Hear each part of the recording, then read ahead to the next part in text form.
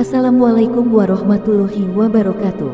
Allahumma sholli ala Sayyidina Muhammad wa ala ali Sayyidina Muhammad. Pemirsa yang dirahmati Allah, marilah kita simak ceramah dari Ustadz Abdul Somad dengan tema Allah mencintai hijrahnya seorang hamba. Sebelumnya marilah kita perbanyak sholawat minimal 1000 kali sehari, agar hidup kita penuh barokah dan mendapatkan syafaat kelak. Marilah kita doakan semoga Ustadz Abdul Somad sekeluarga dan para penonton YouTube ini diberikan kesehatan dan diberikan kebahagiaan dunia dan akhirat. Amin ya robbal alamin. Bismillahirrahmanirrahim. Assalamualaikum warahmatullahi wabarakatuh. Kalau berjumpa anak yatim, pergilah ke Merapi Merbabu. Sudah lama berjalan dengan Ustaz Salim, baru inilah tausiah di bawah pohon bambu. Ini momen yang bisa diulang, insya Allah di masa-masa akan datang. Ya Rabbal Alamin. Ada sebagian orang, ketika dia sudah taubat, sudah hijrah, lalu kemudian banyak terjadi pada kehidupannya tidak seperti yang dia ekspedisikan. Hah? Iya, begitulah. Saya Pak Ustadz berharap kalau sudah taubat, kalau sudah hijrah semuanya meningkat, semuanya bertambah, semuanya baru. Tapi apa yang terjadi Ustadz? Baru aja pulang dari masjid sendal hilang. Hari kedua helm hilang. Hari ketiga pekerjaan hilang. Apakah masih ada Tuhan itu Pak Ustadz? Jadi komplainnya ke Ustadz, itu yang gak enaknya. Komplain kayak ke Facebook. Tidak seimbang berjalan lurus antara hijrah fisik dengan hijrah pikiran. Badannya udah hijrah, yang dulu berbulu ketiaknya, sekarang dagunya sudah hijrah, udah. Bajunya sudah hijrah, alhamdulillah sudah hijrah. Dulu lututnya nampak, sekarang mata kakinya nampak, sudah hijrah. Tapi pikirannya belum.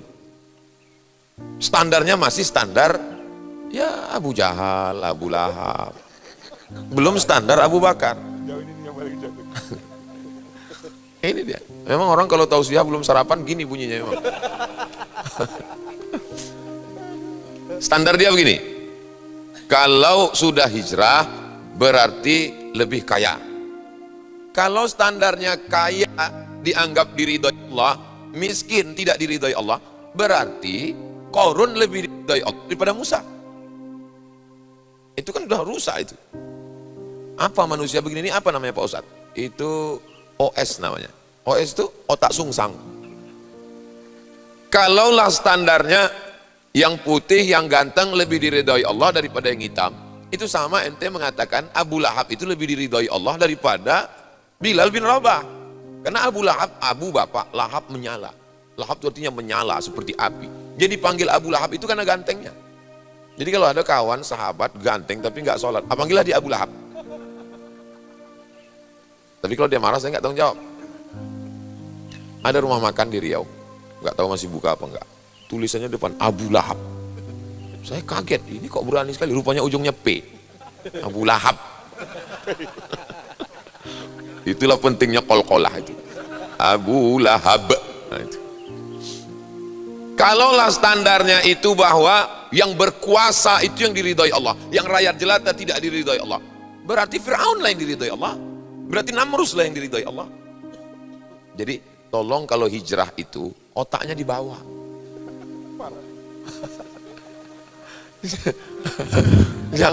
jangan hijrah itu cuma badan aja. Jangan hijrah itu cuma fisiknya, casingnya aja. Hijrah bersama pikiran. Itulah yang dibantah Allah Subhanahu wa taala. Fa ammal insan idza mabtalahu rabbuhu. Ada di antara manusia itu kalau dikasih Allah rezeki yang lapang, apa kata dia? Fayaqulu rabbi akraman. Allah memuliakan saya. Ada juga sebagian manusia, kalau disempitkan Allah rezekinya, disusahkan Allah, apa kata dia? Fayaqulu rabbi ahanan. Allah sedang menghinakan saya. Kalla, dibantah Allah langsung. Kalla, tidak seperti itu. Kau salah berpikirnya. Guys. Jadi yang betul itu bagaimana Pak Ustadz? Kau kaya dengan hartamu kau pakai menolong Allah, itulah orang yang diridhai Allah. Kau susah dengan kesusahanmu kau sabar setelah ikhtiar, engkau juga diridhoi Allah. Udah sabar, ngamuk-ngamuk. Dunia tak dapat, neraka jahanam udah siap. Jadi apapun yang kita terima hari ini, sadarlah bahwa asal kita sama. Yang sekarang sedang duduk di istana, dengan yang sekarang sedang mencari botol bekas, itu asal penciptaannya sama. Khalaqnal insan, kami ciptakan manusia, min nutfatin, mohon maaf dari nutfah, amsyajin yang kami campur dengan sel telur, nabtalihi kami uji, faja'alnahu sami'am basira. Asalnya dari sperma, manusia ini unik. Ini kalau saya ucapkan banyak orang tersinggung, tapi kan udah ada kode etik. Dengar ceramah Ustaz Somad jangan tersinggung. Beberapa orang tersinggung pulang meninggal. Manusia ini unik.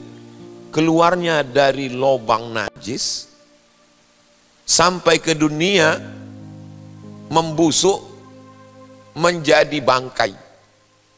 Kok keluar dari lubang najis Pak Ustaz? Kan dari lubang kencing keluar. Ada di antara antum yang keluar dari lubang hidung bersih. Kalau mau diupload yang ini diedit aja. Sombongnya bukan main. Makanya adik-adik ya kalau kebetulan yang masih mahasiswa nanti mau KKN kan diminta jadi protokol. Mana anak KKN? Mana anak KKN? Protokol. Begitu pas protokol, di situ ada pejabat, ada bupati, ada gubernur, lalu kemudian nggak pede-pede aja. Bupati, gubernur, pejabat, kalian ini semuanya asalnya kan dari sperma yang keluar dari. Tapi jangan kalian omongkan, dalam hati aja. Apa yang disombongkannya? Keluar ke atas dunia ini, akhrajakum min butuni ummahatikum. Kamu keluar dari perut ibumu, la ta'lamuna syai'a. Bukan tidak bawa apa-apa, kamu nggak tahu apa-apa. Jangankan bawa. Memangnya dulu Ustaz Salim waktu lahir langsung bawa belangkon. Langsung bawa pena untuk menulis buah apel yang terpotong-potong itu. Bawa keris kan enggak. Anak orang kaya, pejabat, lahirnya enggak bawa apa-apa. Yang miskin, susah, melarat juga enggak bawa apa-apa. Lalu apa yang disombongkan?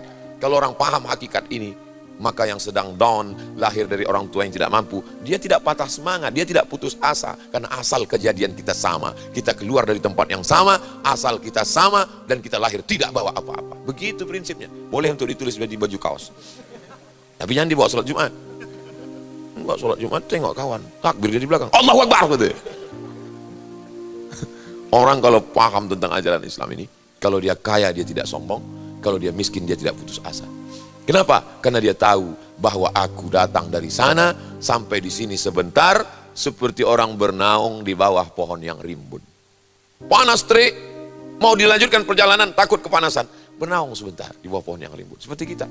Bedanya kalau dalam hadis itu dikatakan istazalla tahta syajaratin, bernaung di bawah pohon yang rimbun sementara matahari redup. Setelah redup baru dilanjutkan. Kalau kita pagi ini bernaung di bawah pohon bambu sementara nasi masak. Nanti udah ada kode-kode, siap-siap. Nah, gitu dia. Hah? Udah. Berapa lama kita di atas ini, mau kaya, mau miskin, direktur rumah sakit, owner rumah sakit, semua dokter itu dia yang mengkajinya, dia yang menghidupinya. Tapi pada akhirnya nyawa tak bisa tertolong. Kalaulah nyawa bisa ditolong, itu dokter-dokter spesialis hidup semua lah. Buktinya apa? Malah pasiennya hidup, dia mati duluan. Orang kalau paham dia tentang hakikat Islam ini, hijrah dia bersama pikirannya, dia tidak akan pernah putus asa. Dia tidak akan pernah mau diremehkan. Dia tidak akan pernah down. Macam saya inilah. Mana pernah saya merasa down? Saya duduk dekat pejabat, dekat orang kaya. Ya biasa aja, dalam hati saya sama asal kejadian kita. Tapi tidak pernah saya omongkan. Dicolek-colek gitu enggak? Hah? Enggak ada, mana pernah saya, Pak, kita sama bukan? Enggak lah, biasa aja. Atau Pak buka Quran Pak gitu. Enggak. Artinya apa? Itulah namanya keyakinan. Keyakinan itu ada di dalam hati dan pikiran. Hati itu kalau sudah benar, pikirannya benar, tindak tanduknya benar. Jadi antum tidak lagi di depan orang kaya, di depan pejabat, lalu kemudian seperti kerupuk yang kena air, lalu lisurnya, iya Pak, iya. Inilah mental es krim ini. Depan calon, jangan. Depan calon mertua pun gitu juga. Waktu kalian mau minang anak gadisnya, asal kita sama Pak. Tapi jangan kalian cakapkan. Yang kalian cakapkan, kalau kalian cakapkan, Bapak asal kita sama. Bedanya cuma kau duluan lahir. Kau punya anak gadis. Kalau mau kau kasih, kasih. Kalau tidak, tidak. pulang kau ke sana, kata dia. Kurang ajar kau, kata dia. Belum dapat aja udah kayak gini, apalagi dapat, kata dia. Itulah makanya semua ini kita asalnya ruh. Tolong Ali kalau waktu habis kasih tahu. Saya kalau lagi sedang sur nih bisa lupa. Asal kita ini sama semuanya. Wa idza akhadha rabbuka min bani adama min zuhurihim dzurriyyatahum. Ketika Allah mengumpulkan semua roh Ustaz Salim, roh saya, roh bapak, roh ibu, semua roh itu sama. Enggak ada yang tua, enggak ada yang muda. Sama semuanya. Dikumpulkan Allah. Lalu kemudian apa kata Allah? Wa ashhadahum ala anfusihim. Allah ambil persaksian. Alastu bi rabbikum. Bukankah aku ini Rabb kamu? Kita semua waktu itu tak menjawab. Bala syahidna. Kami bersaksi engkaulah. Antaqulu yaumal qiyamah. Kalau Tuhan membeli peniti, jangan lupa juga beli katu. Kalau mic sudah mulai mati-mati, itu tandanya sudah habis waktu. Jadi waktu itu ruh kita sama, bedanya ruh saya ditiupkan duluan. Itulah maka saya lebih tua dari kalian semua. Dari Ustaz Salim, dari Ustaz EN, dari Ustaz ke Mesir tahun berapa? 2017. Saya 1998. Bayangkan kalian lah itu. 2017 beliau baru sampai ke Mesir. Saya 98. Maksudnya tuanya saya. Bukan berarti saya bilang saya lebih hebat, saya lebih mulia, saya lebih tua. Kalau masalah lebih tua lah lagi Abu Jahal, Fir'aun. Jadi kalau kadang orang ini, kamu masih anak kecil, saya ini lebih tua, saya ini senior. Untung seniornya itu nggak pandai menjawab. Mungkin dia pandai, cuman dia beradab. Kalau dia, saya ini lebih lama di Mesir, saya di Mesir, habis itu di Maroko, habis itu di Sudan. Ustadz, kalau cuma lebih lama, onta lebih lama lagi Pak Ustadz. Kadang kita merasa orang itu sebenarnya lebih beradab, lebih berakhlak. Kalaulah tidak dijaganya adab akhlaknya, sudah lama dia jatuhkan kita di depan orang lain. Maka ketika ruh ini sama, ditiupkan ruh saya lebih dulu. Habis itu baru ruh Ustadz Salim, habis itu baru ruh adik-adik sekalian. Ini rahasia Allah yang punya kuasa. Setelah kita berusaha, berikhtiar all out, yang kita terima begini, sesungguhnya itulah yang diinginkan Allah Subhanahu wa ta'ala. Banyak yang lebih pintar dari saya, yang nilainya dulu waktu di Al-Azhar mumtaz, yang hafalannya lebih banyak, yang lebih senior, yang lebih tua. Lalu kenapa Ustadz Somad yang tausiah, yang ceramah, yang didengar orang, yang lebih banyak follower, yang ini kata orang cerita ke saya. Saya bilang itu kan ujian, itu bukan prestasi. Salah berpikir menyebabkan kita salah bertindak, salah bersikap. Lalu kita katakan, ini karena usaha saya, ini karena etos kerja saya, ini karena... Apa beda kita dengan orang yang diceritakan dalam Al-Quran? Innama utituhu ala ilmin indi. Ini karena ilmu saya. Siapa yang ngomong gitu Pak Ustaz? Qarun. Makanya nanti kalau ada yang udah ngaji, udah hijrah, tapi ngomongnya begitu. Itu sama dengan Qarun yang baru berhijrah pakaian. Hati dan otaknya belum hijrah lagi. Tapi alhamdulillah semua adik-adik sahabat-sahabat ini sudah hijrah semuanya insya Allah. Lalu yang Ustaz omongkan ini untuk siapa? Untuk mereka yang belum hijrah, belum hadir, belum ikut bersama. Maka ayatnya sudah dibacakan Ustaz EN. Ya ayyuhalladzina amanu. Hai orang yang percaya. Kalau sudah percaya apa buktinya? Ittaqullah. Takut. Kalau sudah takut cukup? Belum. Wa kunu ma'as-sadiqin. Bergabunglah dengan orang-orang yang benar. Ini 3 in 1 yang tak bisa dipisahkan. Pertama, percaya. Yang kedua, takut. Kalau sudah percaya, pasti takut. Oh, enggak Pak Ustaz. Bro, ente kuliah hari ini? Iya. Nanti jangan lewat jalan Sudirman ya. Kenapa? Ada razia. Percaya atau nggak percaya? Percaya. Kalau percaya, pasti takut. Maka begitu dia tahu razia, langsung pakai helm standar sampai tutup pentil. Periksanya semua. Kami ini tak bisa pakai standar bahasa kalian. Mana kabel katanya. Kabel Pak Ustadz, capek kalian meluruskannya. Kami nggak akan lurus-lurus juga. Gimana mau meluruskan Ali ini kan payah. Jadi tahan-tahankan aja lah. Kabel kata dia iya kan aja. Pentil kata dia iya kan aja. Begitu takutnya helmnya selama ini pakai sendal langsung pakai sepatu karena aturan baru pakai sendal kena tilang. Takut. Kalau percaya pasti takut. Bapak, tolong jangan minum pakai gula, nanti diabetesnya naik. Tolong jangan makan santan, jangan gulai kambing, jangan sop kambing. Kenapa takut? Karena percaya kepada dokter. Rukun imannya 7. Rukun yang ke-7 dokter spesialis. Ini sepaket. Ya ayyuhalladzina amanu, hai orang yang percaya. Ittaqullah, takut tapi belum lengkap. Wa kunu ma'as-shadiqin. Hendaklah kamu bersama orang yang benar. Sekarang sudah banyak yang percaya, tapi belum takut. Sudah banyak yang percaya dan takut, tapi karena tidak bersama dengan orang yang benar, akhirnya tergerus, mengalami penurunan, akhirnya hilang kembali. Saya kalau sudah baca berita, nonton berita, dengar berita, ini kembali buka hijab, ini lama buka hijab, lama-lama buka celana ini. Inilah sudah mulai na'udzubillah murtad. Ini sebabnya adalah karena tidak melakukan yang ketiga, wa kunu ma'as shadiqin. Kemarin ngobrol-ngobrol dengan Ustaz Salim, dengan Ustaz Lukman, dengan Ustaz En. Sekarang Ustaz, banyak orang dengan Ustaz Handi Moni, banyak orang sebetulnya ingin taubat, ingin curhat, ingin cerita, tapi dia nggak ketemu dengan Ustaz. Gara-gara apa? Gara-gara untuk ketemu dengan Ustaz itu terlalu banyak birokrasi dan akses yang terlalu panjang. Kami sebetulnya mau curhat dengan Ustaz, tapi kami nggak bisa karena pengawal Ustaz 3 lapis.